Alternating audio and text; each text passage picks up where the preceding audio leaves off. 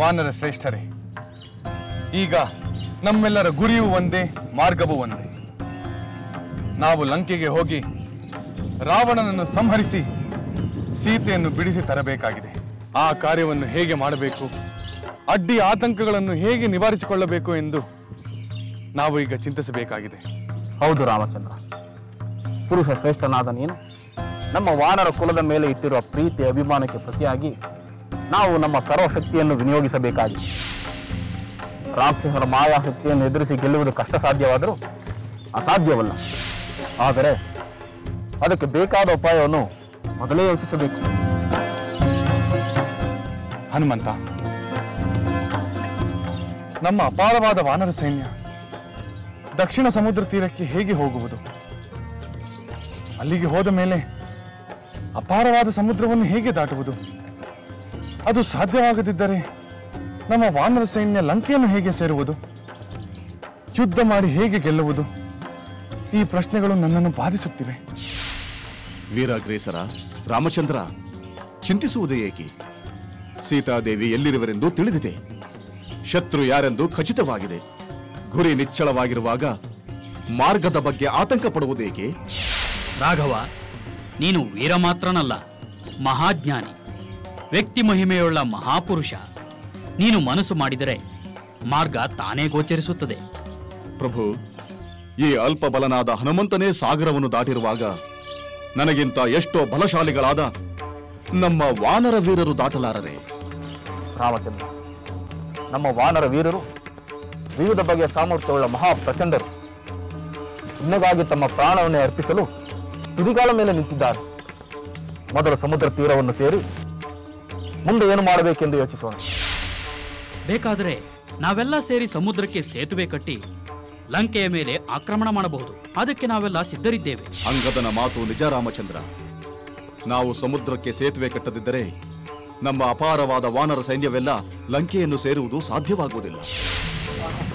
ಅದ್ಭುತ ಆಲೋಚನೆ. ಸಾಗರಕ್ಕೆ ಸೇತುವೆ ಕಟ್ಟುವುದು ಕಂಡು ಕೇಳರಿಯದ ಮಹಾಕಲ್ಪನೆ. ಆ ಕಲ್ಪನೆಯನ್ನು ನಾವು ನಿಜ ಮಾಡುತ್ತೇವೆ. ನಮ್ಮ ವಾನರ ವೀರರು ಲಂಕೆಯ ಮೇಲೆ ಜಯ ಸಾಧಿಸುತ್ತಾರೆ ಎಂಬ ನಂಬಿಕೆ ನನಗಿದೆ. ನಿಮ್ಮ ಮಾತುಗಳನ್ನು ಕೇಳುತ್ತಿದ್ದರೆ ಅದೆಲ್ಲವೂ ನಿಮಗೆ ಸಾಧ್ಯವೆಂದೆನಿಸುತ್ತಿದೆ. ಅವಧಿ ಮುಗಿಯುವ ಮೊದಲು ನಾವು ಸೀತೆಯನ್ನು ಲಂಕೆಯಿಂದ ಪಾರು ಮಾಡಬಹುದೆಂಬ ಭರವಸೆ ಮೂಡುತ್ತಿದೆ. ನಿನ್ನ ಭರವಸೆ ನಿಜವಾಗುತ್ತದೆ ರಾಮಚಂದ್ರ. ರಾಮ ಲಕ್ಷ್ಮಣರಿಬ್ಬರು ಧನುರ್ಧಾರಿಗಳಿಗೆ ನಿಂತರೆ ಅವರನ್ನು ಎದುರಿಸಿ ನಿಲ್ಲಬಲ್ಲ ವೀರ ಯಾರಿದ್ದಾರೆ? ಜೊತೆಗೆ ಮಹಾಬಲರಾದ ನನ್ನ ವಾನರ ವೀರರು. ಜಯ ಎಷ್ಟರ ಮಾತು. ರಾಮಚಂದ್ರ ಪ್ರಭು, ಇನ್ನು ದುಃಖವನ್ನು ಮರೆತು ಬಿಡಿ, ಕ್ರೋಧವನ್ನು ಆರಂಭಿಸಿ. ನಿಮ್ಮ ಕ್ರೋಧದ ಜ್ವಾಲೆಯೇ ಆ ದುಷ್ಟ ರಾವಣನ ತೇಜಸ್ಸನ್ನು ಭಸ್ಮ ಮಾಡುತ್ತದೆ. ರಾಮಚಂದ್ರ, ನಮ್ಮ ವಾನರ ಸೈನ್ಯ ಸಮುದ್ರವನ್ನು ದಾಟಿ ಲಂಕೆಯನ್ನು ಮುಟ್ಟಿದರೆ ಜಯ ನಮ್ಮದೇ, ಅದರಲ್ಲಿ ಸಂಶಯವೇ ಇಲ್ಲ. ರಾಘವ, ನೀವು ಸಂಕಲ್ಪ ಮಾಡಿದರೆ ಯಾವುದು ತಾನೇ ಅಸಾಧ್ಯ? ಯಾರ ಸಹಾಯವೂ ಇಲ್ಲದೆ ಏಕಾಂಗಿಯಾಗಿಯೇ 3 ಲೋಕಗಳನ್ನು ಜಯಿಸಬಲ್ಲ ಪರಾಕ್ರಮ ನಿಮ್ಮಲ್ಲಿದೆ. ನಾನು, ಸುಗ್ರೀವ, ಈ ವಾನರರು ಎಲ್ಲ ಒಂದು ನೆಪ ಅಷ್ಟೇ. ಪ್ರಿಯ ಬಂಧು ಹನುಮಂತ, ನಿನ್ನ ಮಾತುಗಳು ನಿಜ. ನಾನು ಸಂಕಲ್ಪ ಮಾಡಿದರೆ ನನ್ನ ಬಾಣಗಳಿಂದಲೇ ಸಮುದ್ರಕ್ಕೆ ಸೇತುವೆಯನ್ನು ಕಟ್ಟಬಲ್ಲೆ. ನನ್ನ ಬಾಣಗಳಿಂದಲೇ ಸಮುದ್ರದ ಇಡೀ ಜಲರಾಶಿಯನ್ನು ಬತ್ತಿಸಬಲ್ಲೆ. ಆದರೆ ಈ ಕಾರ್ಯವನ್ನು ನನ್ನ ವಾನರ ಮಿತ್ರರಿಂದಲೇ ಕೈಗೂಡಬೇಕೆಂದು ನನ್ನ ಆಸೆ. ಜೈ ಶ್ರೀರಾಮ್! ಜೈ ಶ್ರೀರಾಮ್! ಜೈ ಶ್ರೀರಾಮ್! ಜೈ ಶ್ರೀರಾಮ್! ಜೈ ಶ್ರೀರಾಮ್! ಜೈ ಶ್ರೀರಾಮ್! ಹನುಮಂತ ಪ್ರಭು, ಲಂಕೆಯ ರಕ್ಷಣೆಯ ವ್ಯವಸ್ಥೆಯ ಬಗ್ಗೆ ಹೇಳು. ದುರ್ಗಮವಾದ ಅದರ ದುರ್ಗಗಳ ಬಗ್ಗೆ ಹೇಳು. ಖಂಡಿತ ಹೇಳುತ್ತೇನೆ ಪ್ರಭು. ಅಲ್ಲಿ ನಾನು ನೋಡಿದ್ದನ್ನು, ನನ್ನ ತಿಳುವಳಿಕೆಗೆ ಬಂದದ್ದನ್ನು ತಿಳಿಸುತ್ತೇನೆ. ಹನುಮಂತ, ರಾವಣ ಸೈನ್ಯದ ಪ್ರಮಾಣವೇನು? ಮಹಾದ್ವಾರಗಳನ್ನು ಯಾವ ರೀತಿ ರಕ್ಷಿಸುತ್ತಿದ್ದಾರೆ? ನಾವು ಆಕ್ರಮಣ ಮಾಡಿದಾಗ ನಮಗೆ ಅನುಕೂಲಕರವಾದ ಅಂಶಗಳಾವವು, ಪ್ರತಿಕೂಲಕರವಾದ ಅಂಶಗಳಾವವು. ನಾವು ಯಾವ ಮುನ್ನೆಚ್ಚರಿಕೆಯ ಕ್ರಮಗಳನ್ನು ತೆಗೆದುಕೊಳ್ಳಬೇಕು? ಇದೆಲ್ಲವನ್ನು ವಿವರವಾಗಿ ಹೇಳು. ಪ್ರಭು ರಾಮಚಂದ್ರ, ಲಂಕೆಯ ವೈಭವವನ್ನು ಎಷ್ಟು ವರ್ಣಿಸಿದರೂ ಸಾಲದು. ಸುಖ ಸಂಪತ್ತು ಅಲ್ಲಿ ತುಂಬಿ ತುಳುಕುತ್ತಿದೆ. ಅಲ್ಲಿಯ ಜನ ಆಮೋದ ಪ್ರಮೋದಗಳಲ್ಲಿ ಮುಳುಗಿ ಸದಾ ಆನಂದದಿಂದಿರುತ್ತಾರೆ. ಆನೆ, ಕುದುರೆ, ರಥ, ಪರಾರೆಗಳ ಚದುರಂಗ ಬಲ ಅಪಾರವಾಗಿದೆ. ಲಂಕಾ ನಗರದ 4 ದಿಕ್ಕುಗಳಲ್ಲಿ 4 ಮಹಾದ್ವಾರಗಳಿವೆ. ಅವು ಎತ್ತರವಾಗಿ ಅಗಲವಾಗಿ ಭದ್ರವಾಗಿವೆ. ಆ ಮಹಾದ್ವಾರಗಳ ಮೇಲಿನಿಂದ ಶತ್ರುಗಳ ಮೇಲೆ ಕಲ್ಲು ಬಾಣಗಳನ್ನು ಪ್ರಯೋಗಿಸಲು ತಕ್ಕ ವ್ಯವಸ್ಥೆ ಇದೆ. ಎಲ್ಲೆಲ್ಲೂ ರಾಕ್ಷಸ ಸೈನ್ಯ ತಂಡ ತಂಡವಾಗಿ ಹಗಲು ರಾತ್ರಿ ನಿರಂತರವಾಗಿ ಲಂಕಾನಗರವನ್ನು ಕಾವಲು ಕಾಯುತ್ತಿದ್ದಾರೆ. ಹನುಮಂತ, ಆ ರಾವಣನ ಗುಣ ಸ್ವಭಾವಗಳ ಬಗ್ಗೆ ಹೇಳು. ರಾಮಚಂದ್ರ, ರಾವಣ ಸದಾ ಯುದ್ಧೋತ್ಸಾಹಿಯಾಗಿರುತ್ತಾನೆ. ಅವನನ್ನು ನೋಡಿದ ಕೂಡಲೇ ವೀರನು ಧೀರನು ಎಂದು ಅರ್ಥವಾಗುತ್ತದೆ. ಅವನು ತನ್ನ ಲಂಕೆಯ ಎಲ್ಲಾ ವಿಷಯಗಳನ್ನು ಬಹು ಜಾಗರೂಕತೆಯಿಂದ ಗಮನಿಸುತ್ತಾನೆ. ಅಷ್ಟೇ ದೃಢಚಿತ್ತನಾಗಿದ್ದಾನೆ. ಆದರೆ ಸೀತಾ ಅಪಹರಣದ ಒಂದೇ ಕಳಂಕ ಅವನ ಸರ್ವ ಗುಣಗಳನ್ನು ನುಂಗಿ ಹಾಕಿದೆ. ಹನುಮಂತ, ಲಂಕೆಯ ಸೈನ್ಯದ ಸಂಖ್ಯೆ ಹಾಗೂ ಸಾಮರ್ಥ್ಯದ ಬಗ್ಗೆ ಹೇಳು. ಪ್ರಭು, ಲಂಕೆಯಲ್ಲಿ ಅಪಾರ ಸಂಖ್ಯೆಯ ಸೈನ್ಯವಿದೆ. ಕೋಟಿ ಕೋಟಿ ಎಂದೇ ಹೇಳಬಹುದು. ಆದರೆ ನಾನು ಅದರಲ್ಲಿ 1/4 ಭಾಗದಷ್ಟನ್ನು ಧ್ವಂಸ ಮಾಡಿದ್ದೇನೆ. ಅಲ್ಲದೆ ಅವರ ಸೇನಾ ವ್ಯವಸ್ಥೆಯಲ್ಲಿ ಸಾಕಷ್ಟು ಅವ್ಯವಸ್ಥೆಯುಂಟಾಗುವಂತೆ ಮಾಡಿದ್ದೇನೆ. ಇರಲಿ, ರಾಕ್ಷಸೇನೆ ಎಷ್ಟು ಕೋಟಿಯಲ್ಲಾದರೂ ಇರಲಿ, ಯಾವ ರೂಪದಲ್ಲಾದರೂ ಸರಿ, ನಾವು ಸಾಗರವನ್ನು ದಾಟೋಣ. ಹಾಗೆ ನೋಡಿದರೆ ಹನುಮಂತ, ಅಂಗದ, ಜಾಂಬವಂತ, ನೀಲ, ನಳ ಇಷ್ಟೇ ವೀರರೇ ಲಂಕೆಯನ್ನು ಜಯಿಸಬಹುದು. ಇನ್ನುಳಿದ ವಾನರ ವೀರರು ಇಲ್ಲೇ ಇದ್ದರೂ ಚಿಂತೆ ಇಲ್ಲ. ಸುಗ್ರೀವ, ನಿನ್ನ ಆತ್ಮವಿಶ್ವಾಸವನ್ನು ನೋಡುತ್ತಿದ್ದರೆ ಈಗಲೇ ಜಯಿಸಿದ ಭಾವನೆ ಉಂಟಾಗುತ್ತಿದೆ. ಯಾರಿಗೂ ನಿರಾಸೆ ಮಾಡುವುದು ಬೇಡ. ಯಾರ ಆಸಕ್ತಿಯ ಮೇಲೆ ತಣ್ಣೀರು ಹೆಚ್ಚುವುದು ಬೇಡ. ನಾವೆಲ್ಲರೂ ಹೋಗೋಣ. ಸೇತುವೆಯ ಮೂಲಕವೋ ಅಥವಾ ಬೇರೆ ರೀತಿಯಲ್ಲೂ ಸಮುದ್ರವನ್ನು ದಾಟೋಣ. ನಾವೆಲ್ಲರೂ ಏಕಭಾವದಿಂದ ರಾಕ್ಷಸರೊಡನೆ ಹೋರಾಡೋಣ. ನಿಮ್ಮ ಔದಾರ್ಯಕ್ಕೆ ವಾನರ ಕುಲವೇ ಕೃತಜ್ಞವಾಗಿರುತ್ತದೆ ಪ್ರಭು. ಏಕೆಂದರೆ ನಿಮ್ಮ ಸೇವೆ ಮಾಡಲು ಪ್ರತಿಯೊಬ್ಬರೂ ಆತುರದಿಂದಿದ್ದಾರೆ.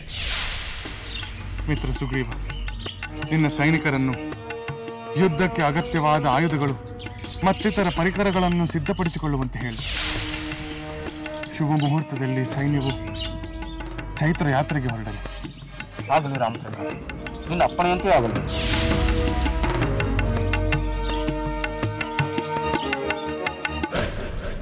ಮಿತ್ರ ಸುಗ್ರೀವ, ಸೂರ್ಯನು ಈಗ ದಿನದ ಮಧ್ಯಭಾಗಕ್ಕೆ ಬಂದಿದ್ದಾನೆ.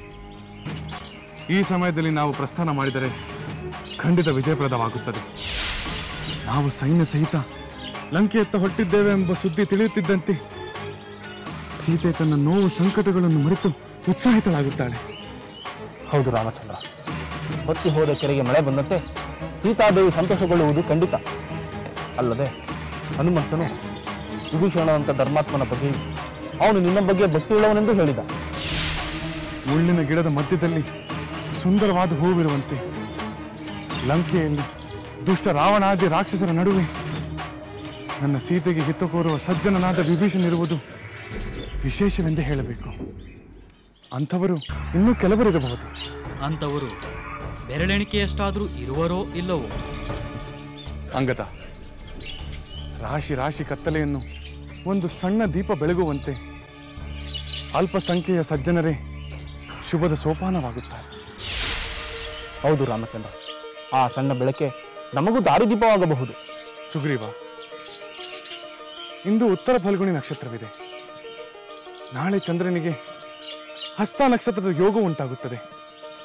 ಆದ್ದರಿಂದ ಈ ದಿನವೇ ನಾವು ನಮ್ಮ ಸಮಸ್ತ ಸೈನ್ಯದೊಡನೆ ಪ್ರಯಾಣ ಮಾಡೋಣ. ಆಗಲಿ ರಾಮಚಂದ್ರ. ನನ್ನ ಬಲಗಣ್ಣು ಅದರುತ್ತಿದೆ. ಅದು ನನ್ನ ವಿಜಯ ಸೂಚಕವಾಗಿದೆ. ನನ್ನ ಮನೋರಥ ಈಡೇರುವ ಸೂಚನೆಯನ್ನು ನೀಡುತ್ತಿದೆ. ಸುಗ್ರೀವ, ಹೊರಡುವ ಮೊದಲೇ ನಿನ್ನ ಸೈನಿಕರಿಗೆ ಹೇಳಬೇಕಾದದ್ದನ್ನೆಲ್ಲ ಹೇಳಿಬಿಡು. ಅವರು ಹೇಗೆ ವರ್ತಿಸಬೇಕೆಂದು ತಿಳಿಸು. ತಿಳಿಸುತ್ತೇನೆ ರಾಮಚಂದ್ರ. ನೀಲ, ಹಾಗೇ ಆಗಲಿ ಮಹಾಪ್ರಭು. ನೀನು ನಮ್ಮ ವಾನರ ಸೈನ್ಯವನ್ನು ಫಲಮೂಲಗಳು ಅಧಿಕವಾಗಿರುವ, ನೆರಳಿನಿಂದ ಕೂಡಿರುವ, ನೀರು ಮತ್ತು ಜೇನುತುಪ್ಪ ಸಿಗುವ ಮಾರ್ಗದಲ್ಲಿ ಕರೆದುಕೊಂಡು ಹೋಗಬೇಕು. ಹಾಗೇ ಆಗಲಿ ರಾಮಚಂದ್ರ.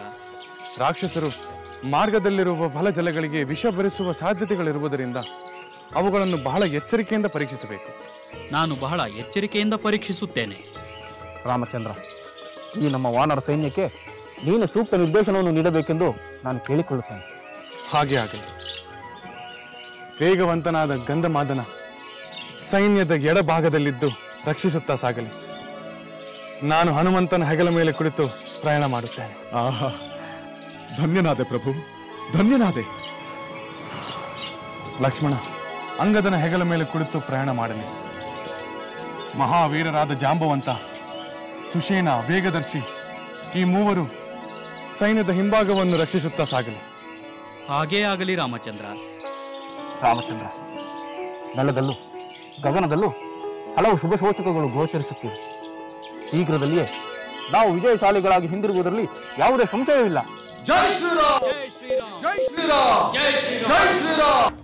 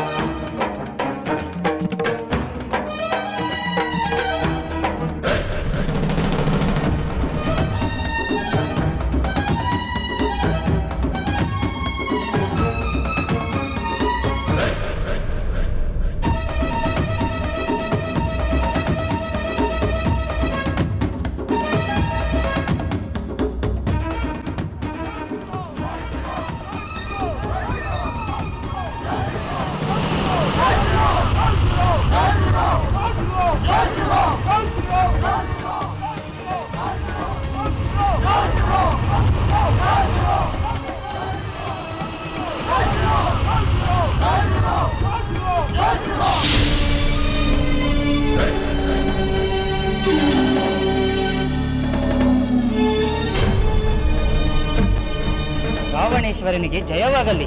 ಲಂಕೇಶ್ವರನಿಗೆ ಜಯವಾಗಲಿ. ಏನಾದರೂ ವಿಷಯವಿದೆ? ಹೌದು ಪ್ರಭು, ನಿಮಗೆ ತಿಳಿಸಬೇಕಾದ ಮುಖ್ಯ ವಿಷಯವಿದೆ. ಏನದು? ನಮ್ಮ ಲಂಕೆಯ ಆಚೆ ಉತ್ತರ ಸಮುದ್ರ ತೀರದಲ್ಲಿ ಅಪಾರ ಸೈನ್ಯವು ಬೀಡು ಬಿಟ್ಟಿದೆ. ಅಪಾರ ಸೈನ್ಯ? ಯಾರದು? ರಾಮಲಕ್ಷ್ಮಣರು ತಮ್ಮ ವಾನರ ಸೈನ್ಯರೊಂದಿಗೆ ಬಂದಿದ್ದಾರೆ ಪ್ರಭು. ವಾನರರಾದ ಸುಗ್ರೀವನೇ ಸೈನ್ಯವನ್ನು ಮುನ್ನಡೆಸುತ್ತಿದ್ದಾನೆ. ಹನುಮಂತ, ಜಾಂಬವಂತ, ಅಂಗದ ಮುಂತಾದ ವಾನರ ವೀರರು ಯುದ್ಧೋತ್ಸಾಹದಿಂದ ಸಂಭ್ರಮಿಸುತ್ತಿದ್ದಾರೆ. ಸಂಭ್ರಮಿಸಲಿ, ದರ್ಶಿಸಲಿ, ಕುಣಿದು ಕುಪ್ಪಳಿಸಲಿ. ಮರದಿಂದ ಮರಕ್ಕೆ ಹಾರಿದಷ್ಟು ಸುಲಭವಲ್ಲ 100 ಯೋಜನೆ ಗಾತ್ರವುಳ್ಳ ಈ ಸಾಗರವನ್ನು ದಾಟಿ ಬರುವುದು ಎಂದು ಆ ಕೋತಿಗಳಿಗೆ ಬೇಗ ಅರ್ಥವಾಗುವುದು. ಆ ಹನುಮಂತನೊಬ್ಬ ಬಂದು ಬಿಟ್ಟರೆ ಬೇರೆಲ್ಲ ಬರಲು ಸಾಧ್ಯವೇ? ಬಂದರೆ ಅವರು ಜೀವ ಸಹಿತ ಉಳಿಯುವುದಿಲ್ಲ. ನೀವು ಹೊರಡಿ. ಇನ್ನೇನಾದರೂ ವಿಷಯವಿದ್ದರೆ ನನಗೆ ಬಂದು ತಿಳಿಸಿ.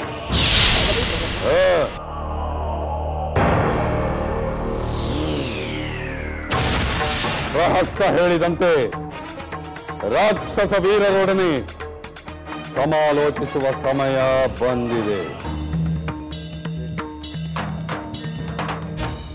ಸೀತೆ, ಸೀತೆ, ನಿನಗೊಂದು ಶುಭ ವಾರ್ತೆಯನ್ನು ತಿಳಿಸಲು ಬಂದಿರು. ಶುಭವಾರ್ತೆ? ಏನದು ತ್ರಿಜಟೆ? ನಿನ್ನ ಪತಿಯಾದ ಶ್ರೀರಾಮ, ಸುಗ್ರೀವ, ಹನುಮಂತ ಮುಂತಾದ ವಾನರ ವೀರರೊಂದಿಗೆ, ಅಪಾರವಾದ ವಾನರ ಸೇನೆಯೊಂದಿಗೆ ಸಮುದ್ರದ ಆಚೆ ತೀರದಲ್ಲಿ ಬೀಡು ಬಿಟ್ಟಿರುವನಂತೆ. ಹೌದು ತ್ರಿಜಟೆ, ನನ್ನ ಸ್ವಾಮಿ ಲಂಕೆಯ ಮೇಲೆ ಆಕ್ರಮಣ ಮಾಡಲು ಸಮುದ್ರ ತೀರಕ್ಕೆ ಬಂದು ಬಿಟ್ಟರೆ ವಾನರ ಶ್ರೇಷ್ಠ ಹನುಮಂತನ ಭರವಸೆಯ ಮಾತುಗಳು ಸುಳ್ಳಾಗಲಿಲ್ಲ. ಆ ಮಹಾವೀರ ತಾನು ಹೇಳಿದಂತೆ ರಾಮ ಲಕ್ಷ್ಮಣರನ್ನು ಬಹು ಬೇಗನೆ ಕರೆದು ತಂದು ಬಿಟ್ಟ. ಆದರೆ ಎಂದು ಏಕೆ ನಿಲ್ಲಿಸಿದೆ ಸೀತೆ? ತ್ರಿಜಟೆ, ಅಪಾರವಾದ ಸಾಗರವನ್ನು ಅವರು ಹೇಗೆ ದಾಟುತ್ತಾರೆ? ಈ ಲಂಕೆಯನ್ನು ಹೇಗೆ ಮುಟ್ಟುತ್ತಾರೆ? ಆ ಚಿಂತೆಯನ್ನು ಬಿಡು ಸೀತೆ. ಹನುಮಂತ ಏಕಾಂಗಿಯಾಗಿಯೇ ಇಲ್ಲಿಗೆ ಹಾರಿ ಬರಲಿಲ್ಲವೇ? ಇನ್ನು ವಾನರ ದೊರೆ ಸುಗ್ರೀವನ ಸೇನೆಯೊಂದಿಗೆ ಬಂದಿರಬೇಕಾದರೆ ಸೂಕ್ತವಾದ ಮಾರ್ಗದರ್ಶನವನ್ನು ನೀಡುವುದಿಲ್ಲವೇ? ನಿನ್ನ ಪತಿಯಾದ ಶ್ರೀರಾಮ ಮನಸ್ಸು ಮಾಡಿದರೆ ತನ್ನ ಬಾಣಗಳಿಂದಲೇ ಸಮುದ್ರಕ್ಕೆ ಸೇತುವೆಯನ್ನು ಕಟ್ಟಲಾಗುವುದಿಲ್ಲವೇ? ಯಾವುದೇ ರೀತಿಯಲ್ಲಾದರೂ ವಾನರ ಸೇನೆ ಸಮುದ್ರವನ್ನು ದಾಟಿ ಇಲ್ಲಿಗೆ ಬಂದೇ ಬರುತ್ತದೆ. ನಿನ್ನ ಶೋಕ ಕೊನೆಯಾಗುತ್ತದೆ. ನೀನು ನಿಶ್ಚಿಂತೆಯಿಂದಿರು. ತ್ರಿಜಟೆ, ನಿನ್ನ ಪ್ರಿಯವಾದ ಮಾತುಗಳನ್ನು ಕೇಳುತ್ತಿದ್ದರೆ ನನ್ನಲ್ಲಿ ಧೈರ್ಯ ಮೂಡುತ್ತಿದೆ. ನನ್ನ ಸ್ವಾಮಿ ಸಮುದ್ರದ ತೀರದವರೆಗೂ ಬಂದಿದ್ದಾರೆ ಎಂಬುದೇ ನನ್ನ ದುಃಖವನ್ನು ಕಡಿಮೆ ಮಾಡುತ್ತಿದೆ. ಆದರೆ ಅವರು ಇಲ್ಲಿಗೆ ಬರುವಷ್ಟರಲ್ಲಿ ಆ ದುಷ್ಟ ರಾವಣ ನನ್ನನ್ನು ಜೀವದಿಂದ ಇರಿಸುತ್ತಾನೆಯೇ? ನನ್ನ ಸ್ವಾಮಿಯ ದರ್ಶನ ಮಾಡುವವರೆಗಾದರೂ ನನ್ನ ಜೀವ ಉಳಿದಿರಬೇಕೆಂದು ನನ್ನ ಆಸೆ. ಅಂಥ ಅಪಾಯ ಖಂಡಿತ ಸಂಭವಿಸುವುದಿಲ್ಲ. ಹಾಗಾಗುವುದಿದ್ದರೆ ನೀನು ಇಲ್ಲಿಯವರೆಗೂ ಜೀವಂತವಾಗಿರುವುದು ಸಾಧ್ಯವಾಗುತ್ತಿತ್ತು. ಒಲಿಯದಿದ್ದರೆ ಕೊಲ್ಲುವೆನೆನ್ನುವುದು ರಾವಣನ ಬೆದರಿಕೆಯಷ್ಟೇ. ಹಾಗೆ ಮಾಡಿದರೆ ರಾಮನ ಕ್ರೋಧಕ್ಕೆ ಭೂಮಂಡಲವೇ ಭಸ್ಮವಾಗುವುದಿಲ್ಲವೇ? ಇಲ್ಲ ತ್ರಿಜಟೆ, ರಾವಣ ದುರಹಂಕಾರಿ, ದುರಭಿಮಾನಿ. ಇಲ್ಲವಾದರೆ ನನ್ನನ್ನು ಅಪಹರಿಸುವ ಮುನ್ನ ನನ್ನ ಸ್ವಾಮಿಯ ಶಕ್ತಿಯನ್ನು ಅರ್ಥ ಮಾಡಿಕೊಳ್ಳುತ್ತಿದ್ದ. ಅಥವಾ ಆ ನಂತರವಾದರೂ ನನ್ನನ್ನು ನನ್ನ ಸ್ವಾಮಿಗೆ ಒಪ್ಪಿಸುತ್ತಿದ್ದ. ಹೌದು ಸೀತೆ, ಅವನು ದುರಾಭಿಮಾನಿ ಮಾತ್ರವಲ್ಲ, ಅತಿಯಾದ ಆತ್ಮವಿಶ್ವಾಸದಿಂದ ಪರಿಣಾಮದ ಪರಿವೇ ಇಲ್ಲದೆ ಅವಿವೇಕಿಯಂತೆ ವರ್ತಿಸುತ್ತಿದ್ದಾನೆ. ಅವನ ಈ ದೌರ್ಬಲ್ಯವೇ ಅವನ ವಿನಾಶಕ್ಕೆ ಕಾರಣವಾಗುತ್ತದೆ. ನಿನ್ನ ಮಾತು ನಿಜವಾಗಲಿ ತ್ರಿಜಟೆ. ನನ್ನ ಸ್ವಾಮಿ ಬಂದು ಆ ಕಾರ್ಯ ಮಾಡುವವರೆಗೂ ನಾನು ಸಹಿಸಿಕೊಳ್ಳಲೇಬೇಕು.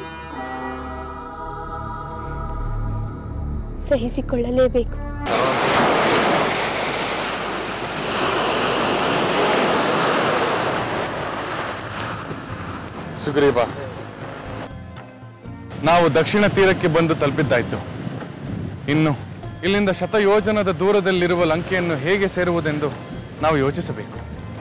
ಹೌದು ರಾಮಚಂದ್ರ, ಹೇಗಾದರೂ ಮಾಡಿ ಈ ಸಾಗರವನ್ನು ದಾಟಿ ಲಂಕೆಯನ್ನು ಸೇರಿದರೆ ಆಮೇಲೆ ನಮ್ಮನ್ನು ತಡೆಯುವವರು ಯಾರು? ಸುಗ್ರೀವ, ಈ ಸಾಗರವಾದರೂ ಅಂತ್ಯವೇ ಇಲ್ಲದಂತೆ ಇಡೀ ಭೂಮಂಡಲವನ್ನೆಲ್ಲ ಆವರಿಸಿಕೊಂಡಂತಿದೆ. ಎಲ್ಲಿ ನೋಡಿದರೂ ನೀರು ನೀರು ನೀರು. ಎಲ್ಲರೂ ಇಲ್ಲಿಯೇ ಬೀಡು ಬಿಟ್ಟಿರಲಿ. ನಾವು ಸಾಧಕ ಬಾಧಕಗಳನ್ನು ಕುರಿತು ಚರ್ಚೆ ಮಾಡೋಣ. ಹಾಗೇ ಆಗಲಿ ರಾಮಚಂದ್ರ. ಈ ಸಾಗರವನ್ನು ದಾಟಲು ಯಾವುದಾದ್ರೂ ಮಾರ್ಗೋಪಾಯವನ್ನು ಹುಡುಕೋಣ. ಆದರೆ ಅದಕ್ಕೆ ಮೊದಲು ನಿನ್ನ ಸೇನಾಧಿಪತಿಗಳಿಗೆ ತಮ್ಮ ತಮ್ಮ ಸೇನಾ ವಿಭಾಗಗಳನ್ನು ಬಿಟ್ಟು ದೂರ ಹೋಗಬಾರದೆಂದು ಹೇಳು. ಮಾಯಾವಿಗಳಾದ ರಾಕ್ಷಸರು ನಮ್ಮನ್ನು ವಂಚಿಸಿ ನಮ್ಮ ಮೇಲೆ ಆಕ್ರಮಣ ಮಾಡಿದರೆ ಆಶ್ಚರ್ಯ ಪಡಬೇಕಾಗಿಲ್ಲ. ಎಲ್ಲರನ್ನೂ ಎಚ್ಚರದಿಂದಿರಬೇಕೆಂದು ಹೇಳು. ನಿನ್ನ ಮಾತು ನಿಜ ರಾಘವ. ಧರ್ಮ ವಿರೋಧಿಗಳಾದ ರಾಕ್ಷಸರು ಧರ್ಮ ಯುದ್ಧವನ್ನು ಮಾಡುವರೆ. ಅವರ ರಾಜನ ಪರಸ್ತ್ರೀಯನ್ನು ಅಪರಿಸುವ ನೀಚನಾಗಿರಬೇಕಾದರೆ ಅವನ ಪ್ರಜೆಗಳು ಧರ್ಮಯುದ್ಧವನ್ನು ಅನುಸರಿಸುವರೆ. ನಮ್ಮ ಸೇನಾ ನಾಯಕರಿಗೆ ಜಾಗರೂಕತೆಯಿಂದಿರಲು ನಾನು ತಿಳಿಸುತ್ತೇನೆ. ಹಾಗೆ ಮಾಡು ಸುಗ್ರೀವ. ನಂತರ ನಾವು ಈ ಸಮುದ್ರವನ್ನು ಹೇಗೆ ದಾಟಬೇಕೆಂದು ಸಮಾಲೋಚಿಸೋಣ. ಜೈ ಶ್ರೀರಾಮ್! ಜೈ ಶ್ರೀರಾಮ್! ಜೈ ಶ್ರೀರಾಮ್!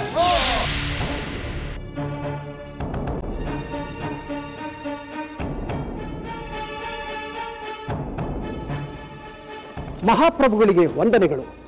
ಬಾ ಪ್ರಹಸ್ತ, ನಿನಗಾಗಿಯೇ ಕಾಯುತ್ತಿದ್ದೆ. ಪ್ರಭು, ನಾವು ನಿರೀಕ್ಷಿಸಿದಂತೆ ರಾಮ ಸುಗ್ರೀವರ ನೇತೃತ್ವದಲ್ಲಿ ವಾನರ ಅಪಾರ ಸಂಖ್ಯೆಯ ಸೈನ್ಯ ಹನುಮಂತ, ಜಾಂಬವಂತ, ಅಂಗದ ಮೊದಲಾದವರೊಂದಿಗೆ ಲಂಕೆಯ ಆಚೆಯ ಸಮುದ್ರ ತೀರದಲ್ಲಿ ಬೀಡು ಬಿಟ್ಟಿದೆ. ನಮ್ಮ ಗೂಢಚಾರರು ನನಗೆ ಇದನ್ನು ಮೊದಲೇ ತಿಳಿಸಿದ್ದಾರೆ.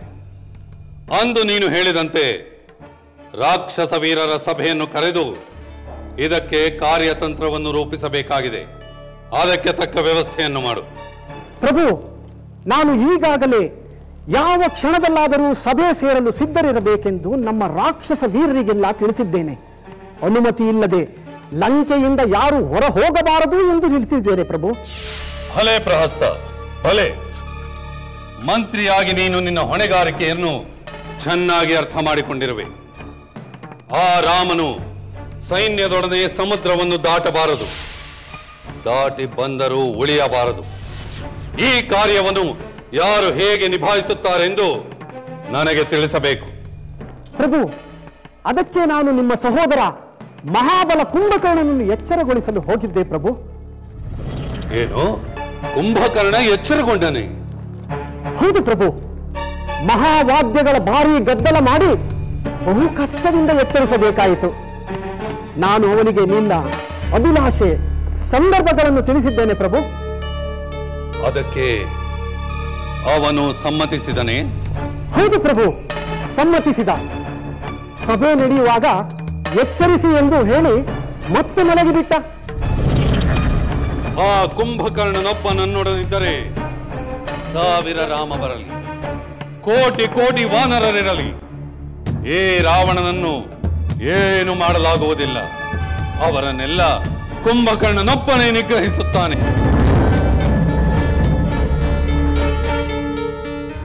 ಪ್ರಭು, ಅದಕ್ಕೆ ನಾನು ನಿಮ್ಮ ಸಹೋದರ ಮಹಾಬಲ ಕುಂಭಕರ್ಣನನ್ನು ಎಚ್ಚರಗೊಳಿಸಲು ಹೋಗಿದ್ದೆ ಪ್ರಭು.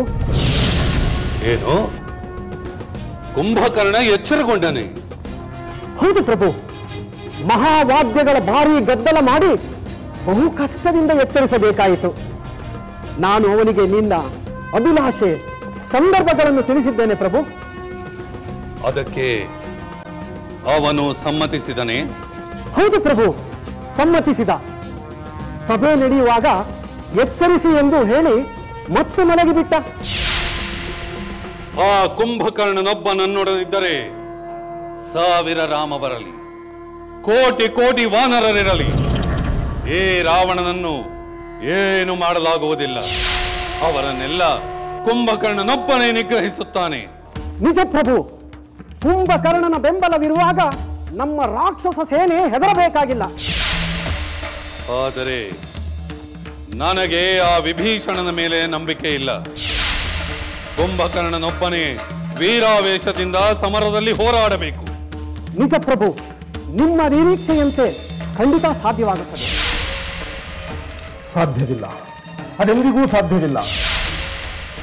1000 ರಾವಣ ಕುಂಭಕರ್ಣರು ಒಟ್ಟೊಟ್ಟಿಗೆ ಸೇರಿದರು ಮಹಾಪರಾಕ್ರಮಿಯಾದ ರಾಮನ ಮುಂದೆ ನಿಲ್ಲಲು ಸಾಧ್ಯವಿಲ್ಲ.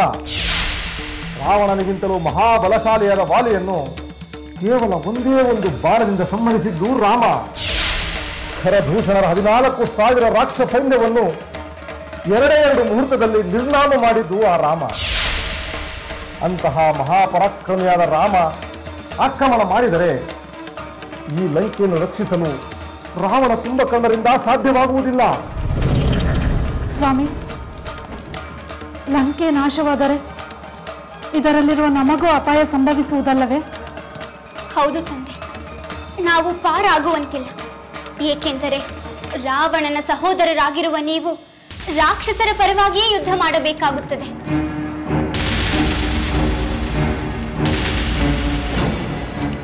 ಸುರಮೆ, ಜೊತೆ ನಿಮ್ಮ ಮಾತು ನಿಜ. ಆ ಕಾರಣದಿಂದಲೇ ಆ ಧರ್ಮ ಸಂಕಟದಿಂದ ಪಾರಾಗಬೇಕೆಂದೇ ನಾನು ರಾವಣ ರಾಮ ಯುದ್ಧವನ್ನು ತಪ್ಪಿಸಲು ಶತಪ್ರಯತ್ನ ಮಾಡುತ್ತಿದ್ದೇನೆ. ಸ್ವಾಮಿ, ಕುತ್ತಿಗೆಯವರೆಗೂ ಬಂದಿರುವ ಯುದ್ಧ ಭೀತಿಯನ್ನು ತಪ್ಪಿಸುವುದು ಹೇಗೆ? ನಿಮ್ಮ ಸೋದರನ ಸ್ವಭಾವ ಏನೆಂಬುದು ನಿಮಗೆ ತಿಳಿದಿಲ್ಲವೇ?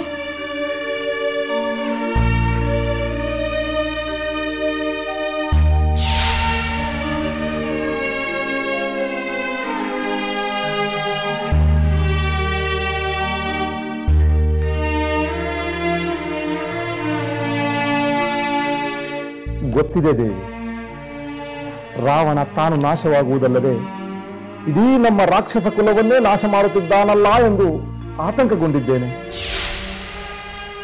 ರಾವಣ ತನ್ನಿಂದ ತಪ್ಪನ್ನು ತಿದ್ದಿಕೊಂಡರೆ ಈ ಎಲ್ಲ ಆತಂಕಗಳಿಂದ ಪಾರಾಗಬಹುದು. ಅದಕ್ಕಿರುವ ಒಂದೇ ಒಂದು ಮಾರ್ಗ,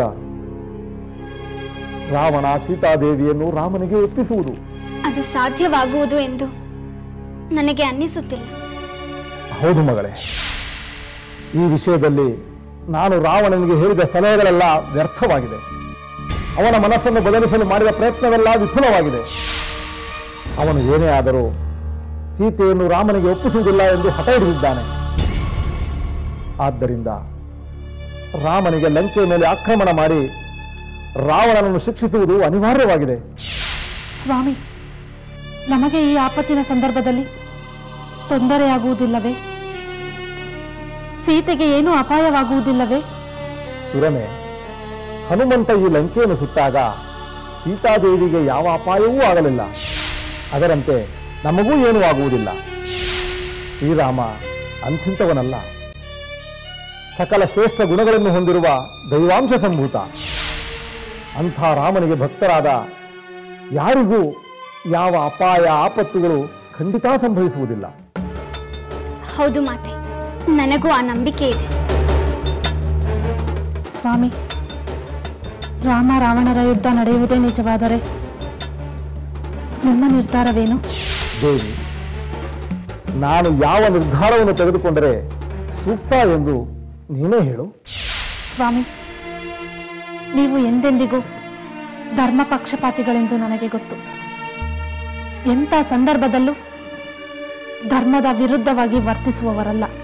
ನಿಮ್ಮ ಸ್ವಂತ ಸೋದರನೇ ಆದರೂ, ಲಂಕಾಧಿಪತಿಯೇ ಆದರೂ ರಾವಣನ ಅಧರ್ಮವನ್ನು ಖಂಡಿಸಿ ಸರಿದಾರಿಗೆ ತರಲು ಪ್ರಯತ್ನಿಸುತ್ತಿರುವಿರಿ. ಹೇಗಾದರೂ ಮಾಡಿ ಈ ಕುಲನಾಶಕ ಯುದ್ಧವನ್ನು ತಪ್ಪಿಸಿ ಸ್ವಾಮಿ. ಯುದ್ಧವನ್ನು ತಪ್ಪಿಸಲು ಸಾಧ್ಯವಾಗದಿದ್ದರೆ? ನೀವು ಧರ್ಮದ ಪರವಾಗಿಯೇ ಇರಬೇಕು. ಸೋದರನೆಂದು ಅಧರ್ಮಕ್ಕೆ ಬೆಂಬಲ ಕೊಡಬಾರದು.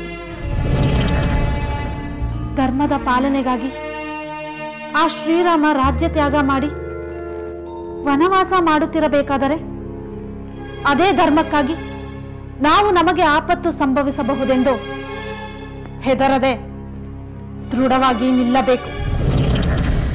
ಜೀವ ಹೋದರೂ ಧರ್ಮದ ದಾರಿಯನ್ನು ಬಿಡಬಾರದು. ಭಲೆ ಭಲೆ ಸುರಮೆ, ನಿನ್ನಂತ ಧರ್ಮಪ್ರಿಯಲಾದವಳನ್ನು ನನ್ನ ಪತ್ನಿಯಾಗಿ ಪಡೆದು ನಾನು ಧನ್ಯನಾದೆ. ಈಗ ನನ್ನ ನಿರ್ಧಾರ ಇನ್ನಷ್ಟು ದೃಢವಾಯಿತು.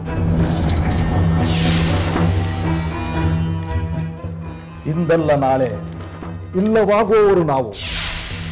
ಆದರೆ ಧರ್ಮ ಎಂದೆಂದಿಗೂ ಇರಬೇಕಾದದ್ದು, ಇರುವಂಥದ್ದು.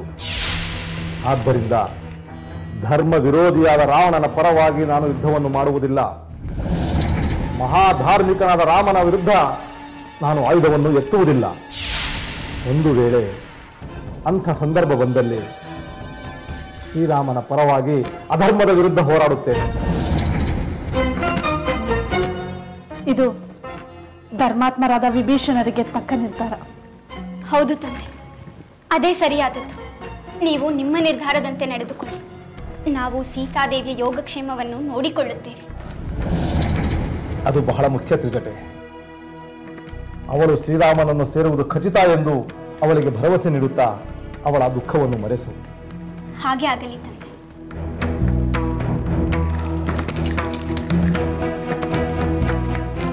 ಸುರಮೆ, ರಾವಣ ರಾಕ್ಷಸ ವೀರರ ಸಭೆ ಕರೆದಿದ್ದಾನಂತೆ. ಆ ಸಭೆಗೆ ನನಗೆ ಆಹ್ವಾನವಿರಲಿ ಇಲ್ಲದಿರಲಿ ನಾನು ಹೋಗುತ್ತೇನೆ. ರಾಮನ ವಿರುದ್ಧ ಯುದ್ಧ ಮಾಡುವುದು ಈ ಲಂಕೆಯ ಸರ್ವನಾಶಕ್ಕೆ ದಾರಿಯಾಗಬಹುದೆಂದು ಅವನಿಗೆ ಮನವರಿಕೆ ಮಾಡಿಕೊಡಲು ಪ್ರಯತ್ನಿಸುತ್ತೇನೆ.